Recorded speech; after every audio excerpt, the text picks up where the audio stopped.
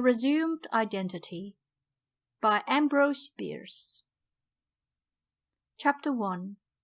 The Review as a Form of Welcome. One summer night, a man stood on a low hill overlooking a wide expanse of forest and field.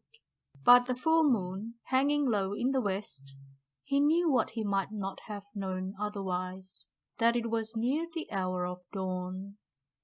A light mist lay along the earth, partly veiling the lower features of the landscape, but above it the taller trees showed in well-defined masses against a clear sky. 2 or 3 farmhouses were visible through the haze, but in none of them naturally was a light.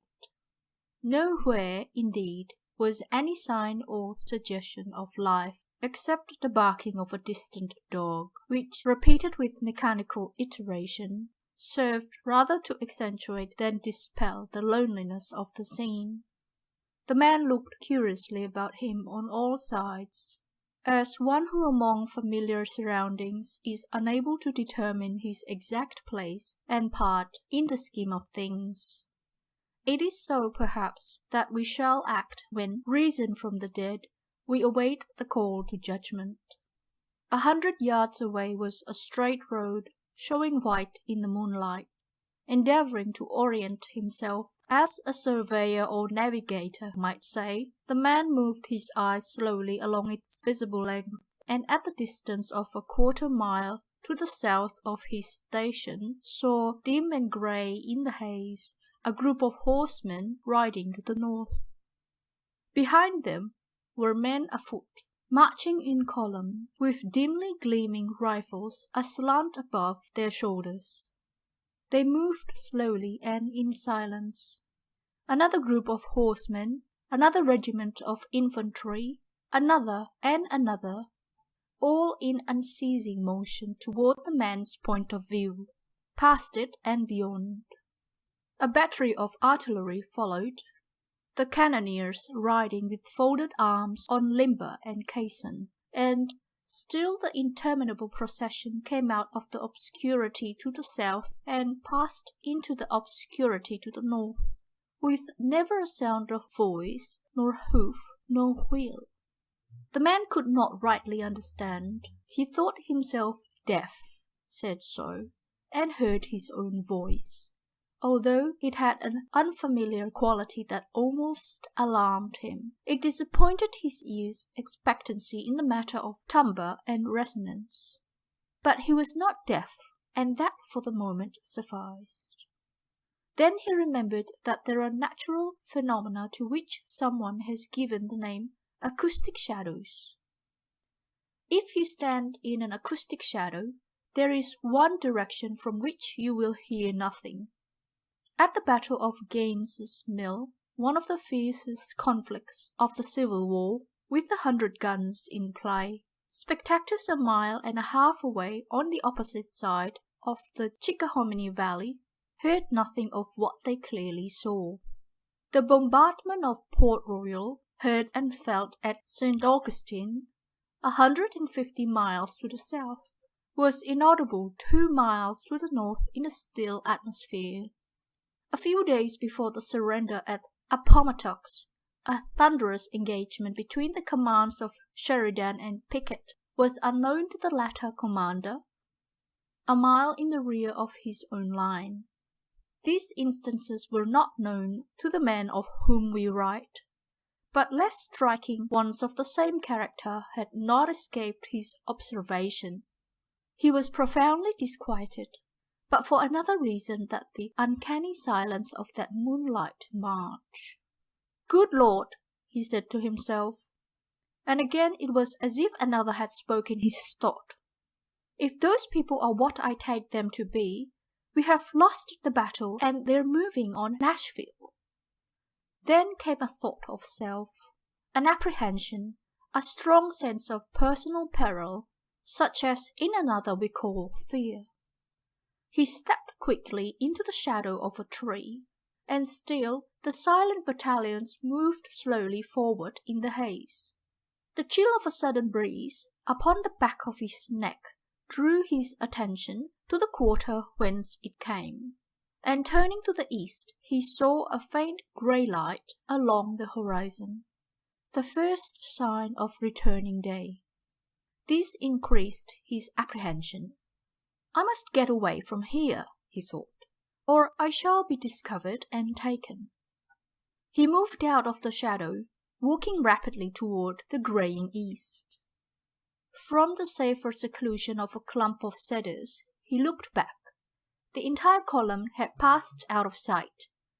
The straight white road lay bare and desolate in the moonlight. Puzzled before, he was now inexpressibly astonished. So swift a passing of so slow an army! He could not comprehend it. Minute after minute passed unnoted. He had lost his sense of time. He sought with a terrible earnestness a solution of the mystery, but sought in vain. When at last he roused himself from his abstraction to the sun's rim was visible above the hills. But in the new conditions, he found no other light than that of day. His understanding was involved as darkly in doubt as before. On every side lay cultivated fields, showing no sign of war and war's ravages. From the chimneys of the farmhouses, thin ascensions of blue smoke signalled preparations for a day's peaceful toil. Having stilled its immemorial allocution to the moon, the watchdog was assisting a negro who, prefixing a team of mules to the plough, was flatting and sharping contentedly at his task. The hero of this tale stared stupidly at the pastoral picture, as if he had never seen such a thing in all his life. Then he put his hand to his head, passed it through his hair, and, withdrawing it, attentively considered the palm. A singular thing to do. Apparently, reassured by the act, he walked confidently toward the road. Chapter 2. When you have lost your life, consult a physician. Dr. Stilling Mawson of Murfreesboro, having visited a patient 6 or 7 miles away on the Nashville road, had remained with him all night. At daybreak, he set out for home on horseback, as was the custom of doctors of the time and region. He had passed into the neighborhood of Stone's River battlefield when a man approached him from the roadside and saluted in the military fashion with a movement of the right hand to the hat brim. But the hat was not a military hat. The man was not in uniform and had not a martial bearing. The doctor nodded civilly, half thinking that the stranger's uncommon greeting was perhaps in deference to the historic surroundings. As the stranger evidently desired speech with him, he courteously reined in his horse and waited. "Sir," said the stranger, "although a civilian, you are perhaps an enemy." "I am a physician," was the non-committal reply. "Thank you," said the other. "I am a lieutenant of the staff of General Hazen." He paused a moment and looked sharply at the person whom he was addressing, then added, "Of the Federal Army." The physician merely nodded. "Kindly tell me," continued the other, "what has happened here? Where are the armies? Which has won the battle?" The physician regarded his questioner curiously with half-shut eyes. After a professional scrutiny, prolonged to the limit of politeness, "Pardon me," he said, "one asking information should be willing to impart it." "Are you wounded?" he added, smiling. "Not seriously, it seems." The man removed the unmilitary hat, put his hand to his head, passed it through his hair, and, withdrawing it, attentively considered the palm. "I was struck by a bullet and have been unconscious. It must have been a light glancing blow. I find no blood and feel no pain. I will not trouble you for treatment, but will you kindly direct me to my command, to any part of the Federal Army, if you know?" Again the doctor did not immediately reply. He was recalling much that is recorded in the books of his profession. Something about lost identity and the effect of familiar scenes in restoring it.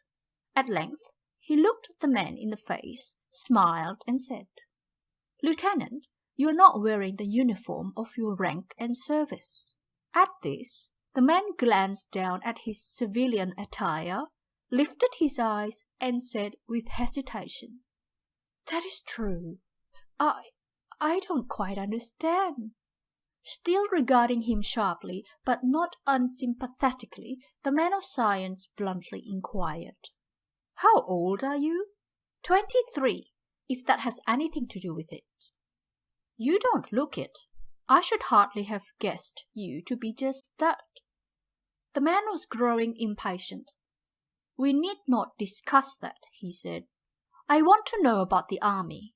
Not 2 hours ago, I saw a column of troops moving northward." "Not 2 hours ago, I saw a column of troops moving northward on this road. You must have met them. Be good enough to tell me the color of their clothing, which I was unable to make out, and I'll trouble you no more." "You are quite sure that you saw them?" "Sure? My God, sir, I could have counted them." "Why, really," said the physician, with an amusing consciousness of his own resemblance to the loquacious barber of the Arabian Nights. "This is very interesting. I met no troops." The man looked at him coldly, as if he had himself observed the likeness to the barber. "It is plain," he said, "that you do not care to assist me. So you may go to the devil." He turned and strode away, very much at random, across the dewy fields, his half-penitent tormentor quietly watching him from his point of vantage in the saddle till he disappeared beyond an array of trees. Chapter 3. The danger of looking into a pool of water. After leaving the road, the man slackened his pace, and now went forward rather deviously, with a distinct feeling of fatigue. He could not account for this, though truly the interminable loquacity of that country doctor offered itself in explanation. Seating himself upon a rock, he laid one hand upon his knee, back upward, and casually looked at it. It was lean and withered. He lifted both hands to his face. It was seamed and furrowed. He could trace the lines with the tips of his fingers. How strange! A mere bullet stroke and a brief unconsciousness should not make one a physical wreck. "I must have been a long time in hospital," he said aloud. "Why, what a fool I am! The battle was in December, and now it is summer." He laughed. "No wonder that fellow thought me an escaped lunatic. He was wrong. I'm only an escaped patient." At a little distance, a small plot of ground enclosed by a stone wall caught his attention. With no very definite intent, he rose and went to it. In the center was a square, solid monument of hewn stone. It was brown with age, weather-worn at the angles, spotted with moss and lichen. Between the massive blocks were strips of grass, the leverage of whose roots had pushed them apart. In answer to the challenge of this ambitious structure, time had laid his destroying hand upon it, and it would soon be one with the Nineveh entire. In an inscription on one side, his eye caught a familiar name. Shaking with excitement, he craned his body across the wall and read, "Hazen's Brigade, to the memory of its soldiers who fell at Stone River, December 31, 1862. The man fell back from the wall, faint and sick. Almost within an arm's length was a little depression in the earth. It had been filled by a recent rain, a pool of clear water. He crept to it to revive himself, lifted the upper part of his body on his trembling arms, thrust forward his head, and saw the reflection of his face as in a mirror. He uttered a terrible cry. His arms gave way. He fell face downwards into the pool and yielded up the life that had spanned another life.